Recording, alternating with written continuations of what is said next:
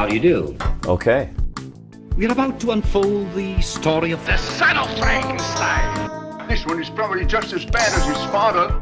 Good morning, son. Well, hello. My son, you have inherited the fortune of the Frankensteins. I trust you will not inherit their fate. By heaven, I think you're a worse fiend than your father. What are you going to do about it? There's a monster afoot and you know it. Well, we've warned you. You've been warned. Welcome back to Frankenstein Minute, the podcast that dissects the Universal Frankenstein film series, blah, blah, blah. I am Bill. I am Thom. Welcome, Thom. Yes, thank you. I'm welcome in my own home. What do you want to talk about? Oh, that is nice for you. Yeah. Yeah. I want to talk about minute Might 9. be nice to get out. When's the last time you left the house? You know, since the surgery, which was the 7th, 3 times. Okay. And each time was to go to pick up a prescription. Oh, great. Yeah. Yeah, nice. What I'd like to do now is discuss minute 95 of 1939, Son of Frankenstein. I have good news. Yeah? I'm here for that purpose. Oh, is that right? Yeah, Oh, that I'm works. recording it. In fact. Sure. Yeah, this is going to be a great day for you. Oh, this is fantastic. We got a full minute of just Karloff, too. Yeah, I guess so. Yeah. There's nobody else in this. Nope. It's interesting that I have a decent amount of notes because just one guy running around. It's like Citizen Kane before Citizen Kane. Tearing stuff up, yeah. Yep. I don't know. Does anybody remember that scene from Citizen Kane where he's just busting shit up? Trashing her bedroom or whatever. Yeah. Yeah. Is that her bedroom? Yeah. I guess it would be. She's left and a similar thing happens with the at the end. Actually, he picks up that globe. It's similar that's to what the scene, isn't it? Yeah, that's the Yeah. Well, We'll get there. I'll make more Citizen Kane references Wells totally ripped this off. Yep, no question. Frankenstein slams the trapdoor shut. The ovular disc. Yep, and sets about trashing the lab. It's cool that they have him close that thing so easily because it took like 35 minutes for Wolf to crank it open and whatever. Yep. It's the same thing as when they couldn't close Igor couldn't close the thing, the trapdoor or whatever, and he did it with one hand then too. It back. It's a simple thing to do, but it works. Yeah, but Very it gives Frankenstein that strength and power. And when he slams it, it makes this really loud noise that like distorts on the soundtrack. Yeah. It's like boom. It's cool. Yep. And how did that work exactly? Was it just light? I assume it was just really light, and they made it. I guess you never see anybody touch it. Yeah, I assume it was fairly Nobody lightweight. pulled it closed because he does it so easily. Maybe it is on some sort of a. It could be on some kind of a pulley system, where or something. as soon as you push it, it just goes. Yeah. Okay, that's probably what it was. All right. Anyway. I'm assuming this is one of the last scenes filmed because you wouldn't want to do this first, right? Trash all your props. All your props. Yeah. Yeah. No, I think. Do we know anything about that, or we just assume? I assume it was. Yeah. I don't have a schedule. I looked around, trying to find a shooting schedule, and I know that they're on file at Universal. And when I was there, I actually asked the guy. Okay. And he says, well, the Lemleys have access to it. The Lemley family still have access to it. So that lady, that nice lady from YouTube? Antonia Carlotta? Yeah. Maybe her. Maybe we should cozy up. Cozy up to her.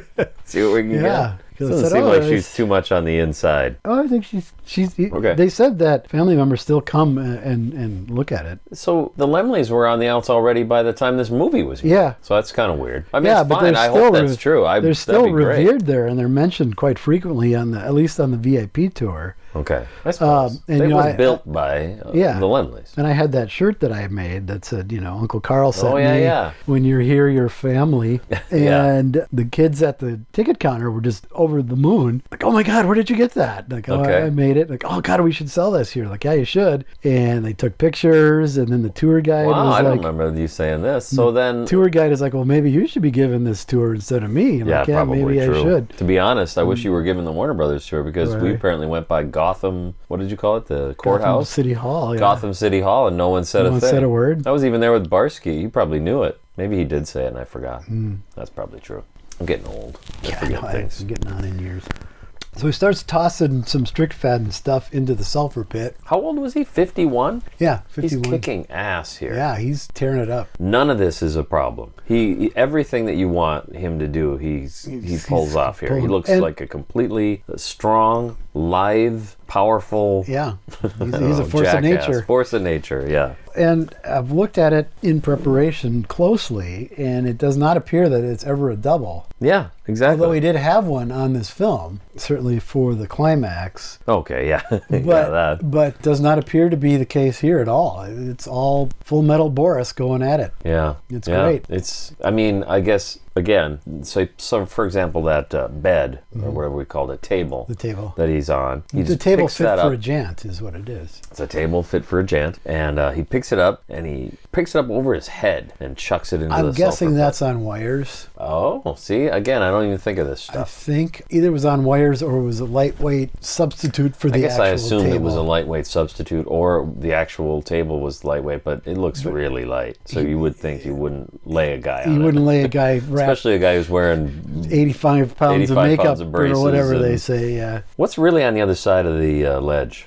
Is it just a fog machine? Just a fog machine. So, because when he throws this stuff off of there, it doesn't like bounce. No. It's got to be a fair distance. There's some depth to it, This is dangerous. I know. That's not super dangerous, but it's kind of dangerous. He could have gotten pretty badly hurt. Could have fallen, and if you've ever had a murderous rage. Why, just the other day. Well, listeners of this podcast will know.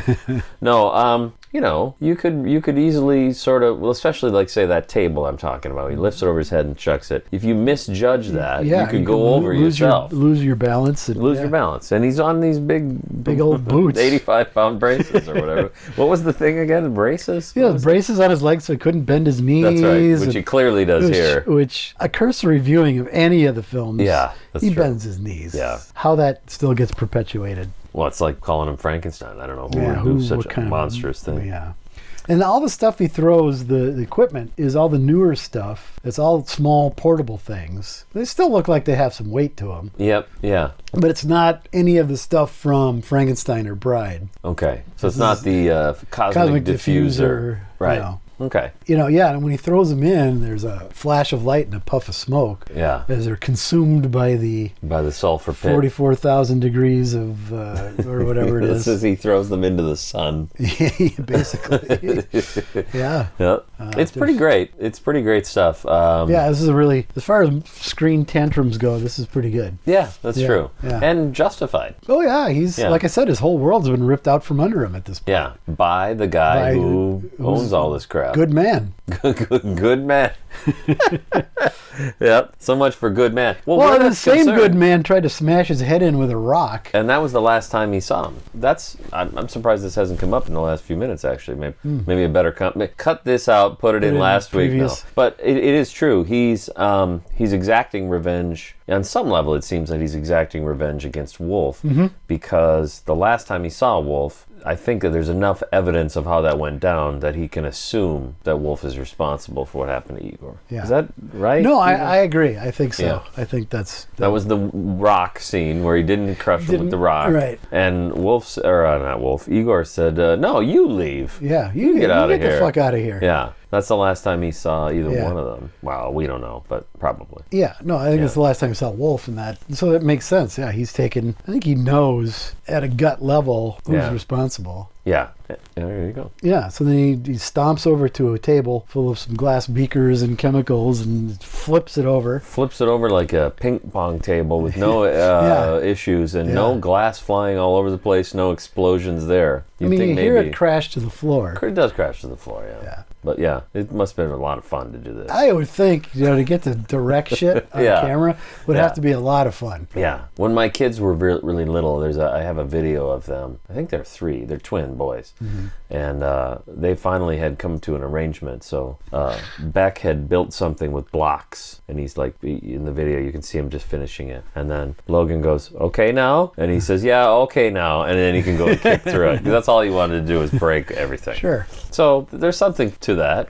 Well, I would think, to get to be Godzilla. say. Exactly. And stomp through those sets and just smash the shit out of them. Especially in the first one, where the sets were so... You talked about this on our appearance on Frankenstein Conquers the World. Yeah. Where we talked about that film. That the scale of the stuff in the first Godzilla film and in this one, or the smaller the monster, the bigger more detailed... and more detailed the miniature sets are. Yeah. So those would be more fun to crash all that shit in the first film. Yep. In your modern films, of course, there's nobody doing anything. Some dude on a computer. How cathartic is that? 30 dudes on a computer, that's unfortunately. True. Yeah. True. And chicks. I'm sure. Oh there's yeah, chicks. okay. You know, I use the editorial dude, the royal dude. The royal dude.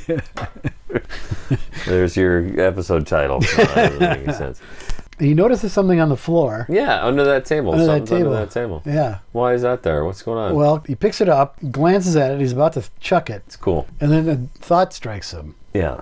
He has an idea. Frankenstein got an idea, a wonderful, awful idea, and he grins a grinchy grin. No. Yeah, he does, because it's kind of that moment where it's like, and we see what it is the fairy tale picture book. Yeah. That Peter gave him, not the book by Ray Davies, but a different one. Ray Davies has a book called Fairy Tales? No, or Picture Book? Come on, keep up. I'm the one on drugs, and you're not. Hey, don't assume I'm not on drugs. Sorry. All right. I guess that was completely unfair. But that Peter I gave him my picture book. I gave him my picture book, and he went away. So that's how the book got here. Yeah. Is Frankenstein had it. Yep. And he must have dropped it.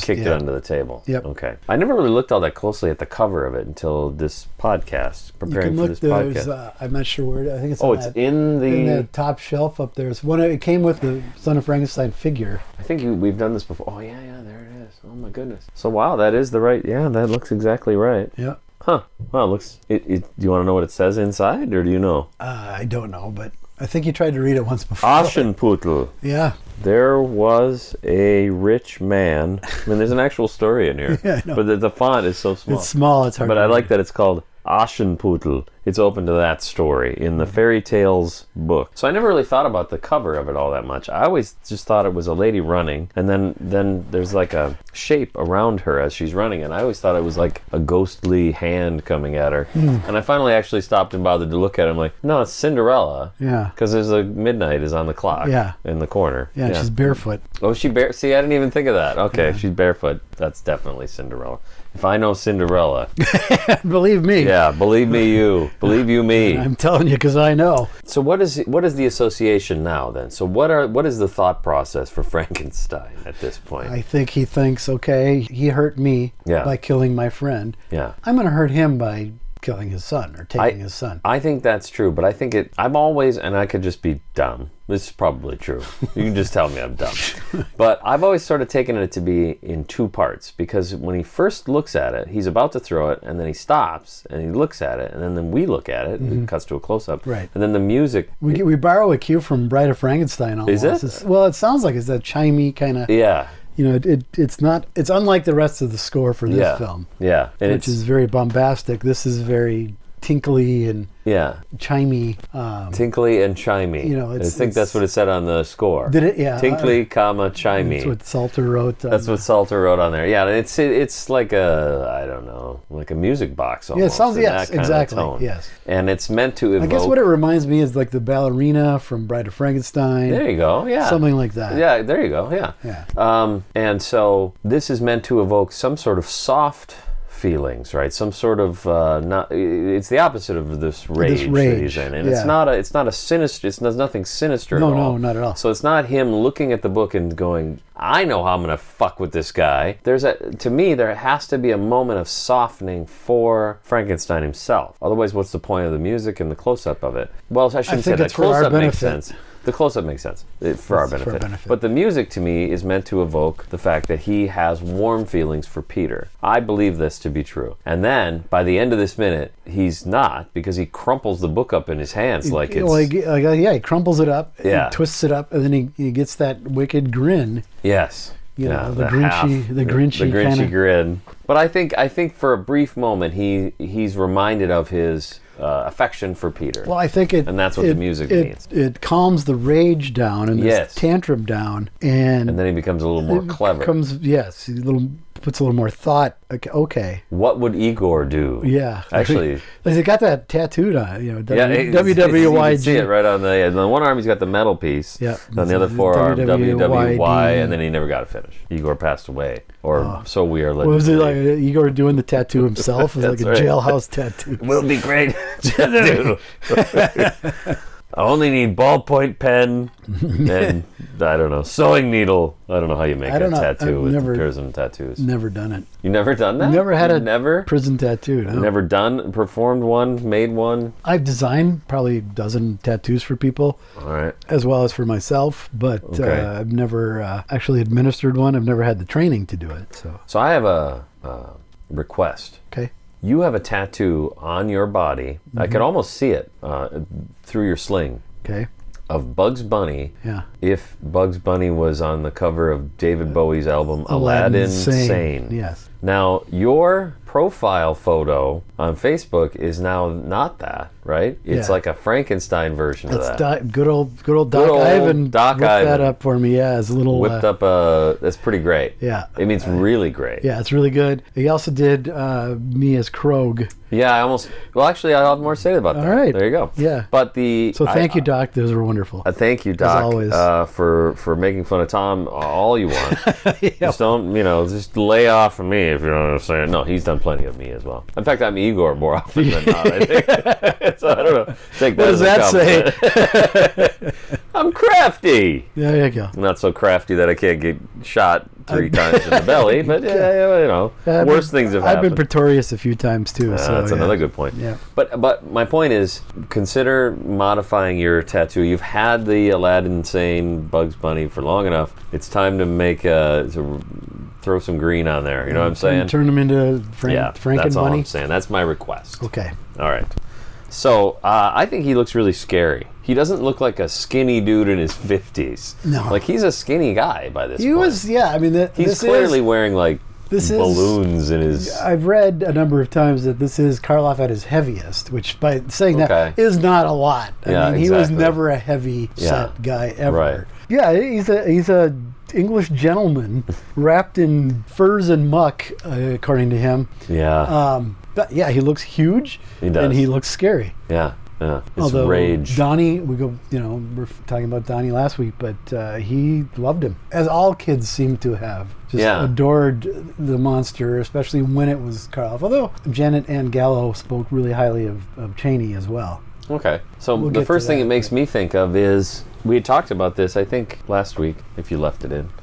Recently watched the first part of the movie, The Body Snatcher. Mm-hmm. And I could see that Karloff. He's very kind when he's, I don't know, he's taking the little paralyzed girl out of the cab and bring her to the horse and all that. Mm-hmm. But he still looks like Karloff, and it's still, he's not just Boris Karloff. He's obviously got makeup on in that role too, just not as much as here. Yeah. He's made up to look pretty monstrous in that film, and you could totally see that's probably how he was. Like, it doesn't matter what makeup I have on. Yeah. If you talk like that guy, kids are going to be like, "Oh, I love you, Karloff." And I think for us and our, my generation, yours, our first exposure to Boris Karloff is The Grinch. Well, there's that too. And so that he's a beloved children's presenter. I don't know. Well, he did a lot of those. I mean, not so much TV specials or whatever, but a lot of records. Mm-hmm. Tons of records of storybooks and stuff.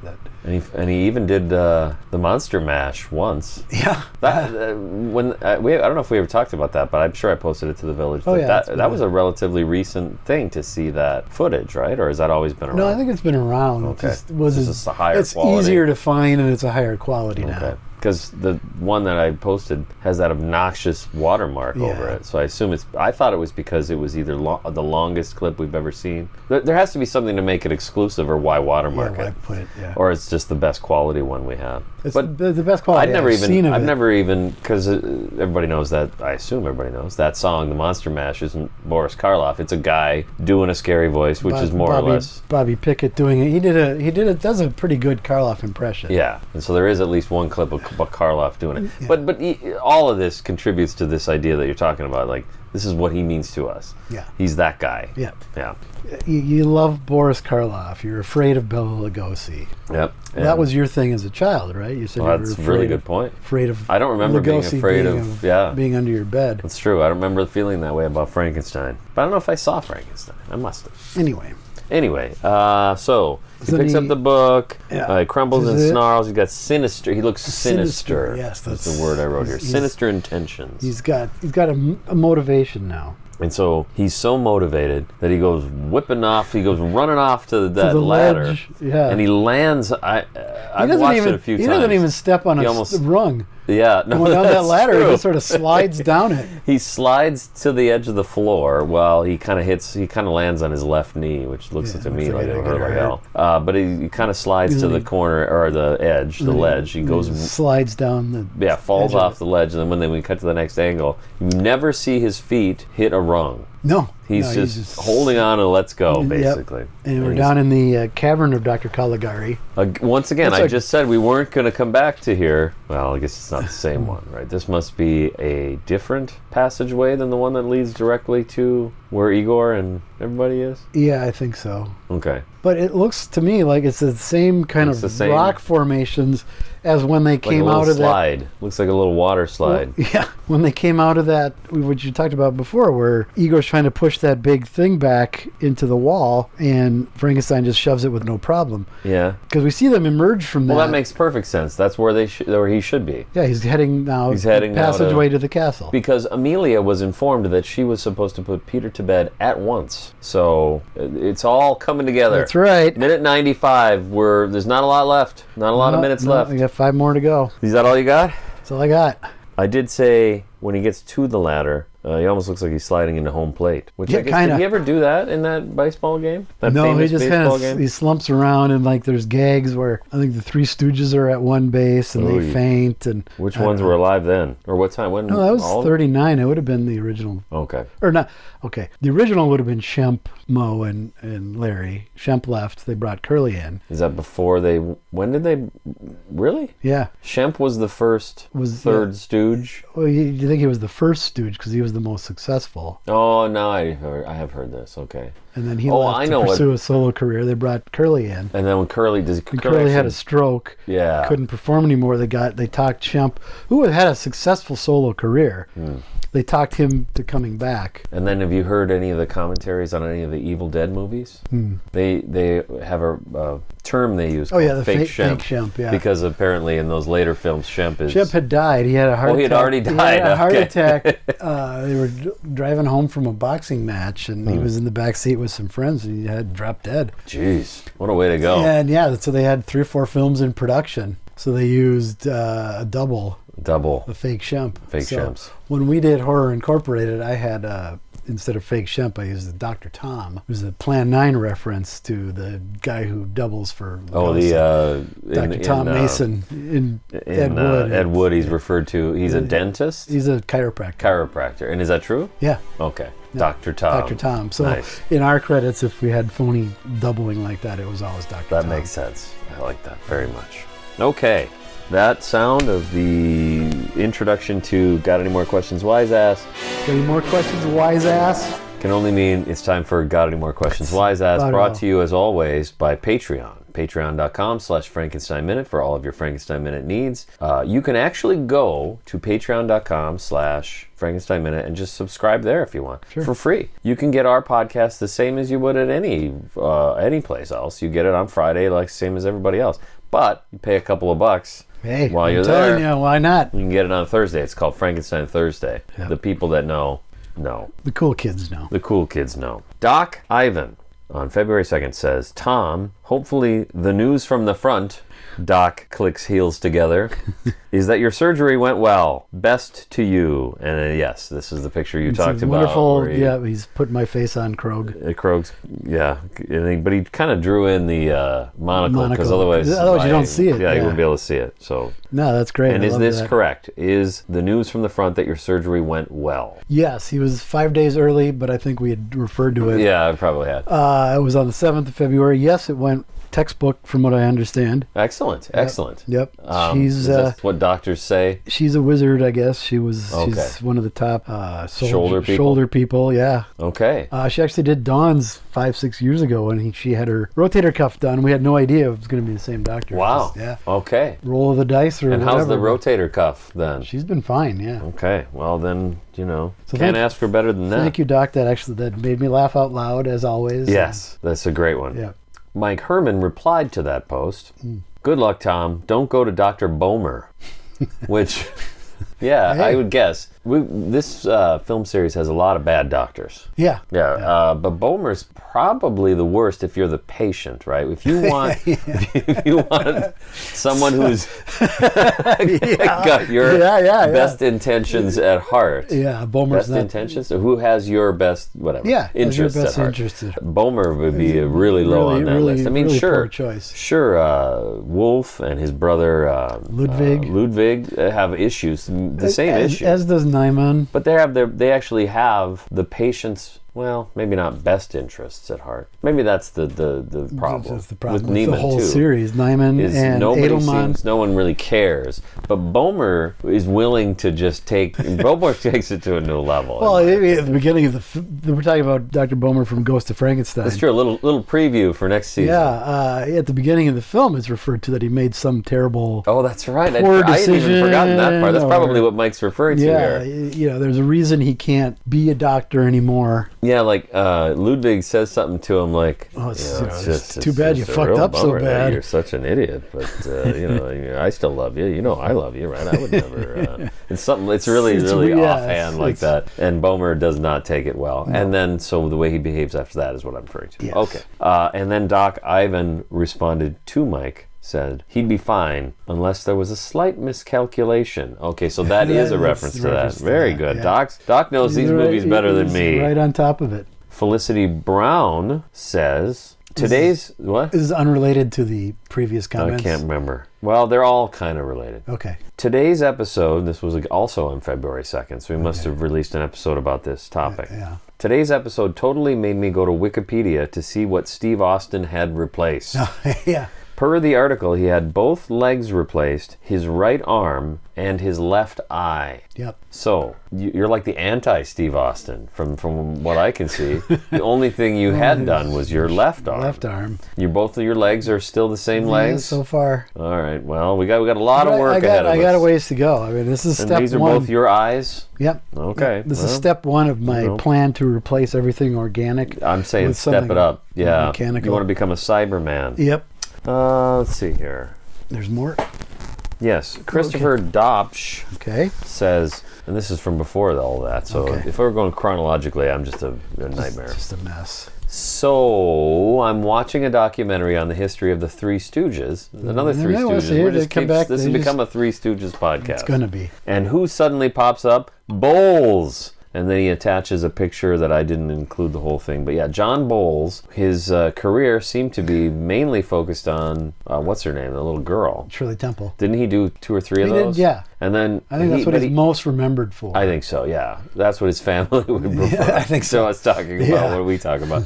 But he's also is he in a fair number of Three Stooges movies, or did I make that up? As far as I know, it's only 1 or 2. Okay. Well, that's a lot more than you're in. That's right. So far.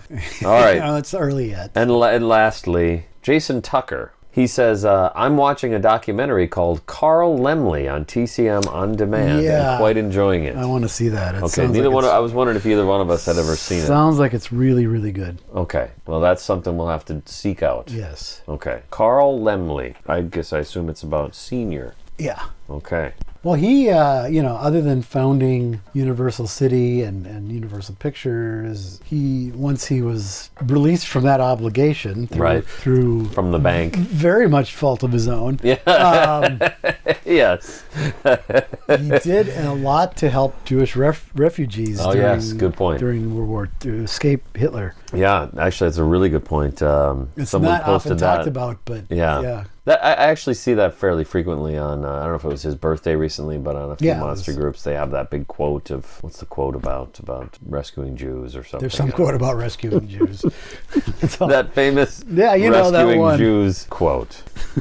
I am just, it's totally inappropriate to make light of this topic, and it's not my intention. I am merely incompetent. I'm not I'm not attempting to express any you're not disdain for rescuing Jews during the Holocaust or anything like that. Yeah, it's right. It's not. This isn't my Kanye moment. Or a Dilbert. No, that was Blacks that he was talking about. Yeah, I got the paper this morning, and Dilbert is right on the front page of the comics still. But they're dropping him from a few. Yeah. We'll see. I don't really care. I mean, I care. I shouldn't say that. I do care. I would have thought the strip would have been dropped because it's not funny. Because it ain't great. It's a terrible strip. It was a nice little exploitation, and I mean that people like us that are fans of the kind of things we're fans of. No, that isn't always a negative word. Right. The exploitation of a very specific niche. Like he showed what it was like to be in the sort of IT environment in a way that I think no one had done quite as well. And that was fucking 25, 30 years ago. And now everybody does it better than him.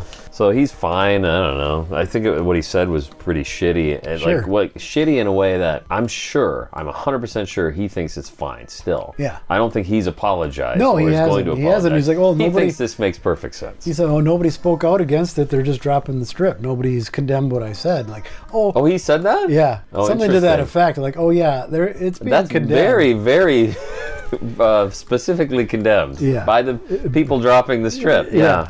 I think maybe you want to. What are you going to do? I mean, if you're at that level, you just sometimes it seems like you go a little nuts and you just have your thoughts and you put them out there and there's nothing that can change your mind. I guess so. All right, join us on something. Join us. Follow us. Join us. There you go. Yeah. On Instagram. I don't know where we're on. Okay. Twitter, probably. Are we still? Yeah.